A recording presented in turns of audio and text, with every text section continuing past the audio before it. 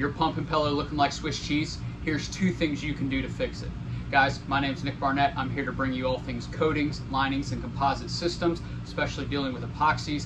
As always, I will speak in general terms so that anything I say you can use in your day-to-day with whatever manufacturer, supplier, or distributor you're working with these types of systems. Now jumping into it, so your pump impeller is looking like Swiss cheese. You got holes through it, pitting all over it, and you need to fix it.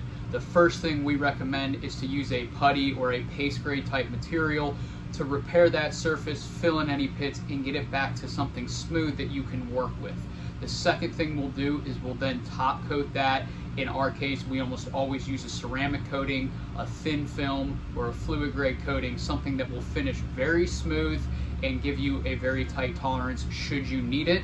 What this will do is, 1, it will resist abrasion, resist erosion, and second, it will actually enhance your fluid flow and bump up your efficiencies if that's something you're looking for. Some people say, hey, I don't care, I just want it to work. Some people are looking for efficiency gains, and this can help you. So, hope you guys found this helpful. If you have any questions, comments, concerns, experiences, drop a comment down below, and I'll get back to you guys as soon as I can to help you in any way possible. Appreciate it. Take care. Godspeed.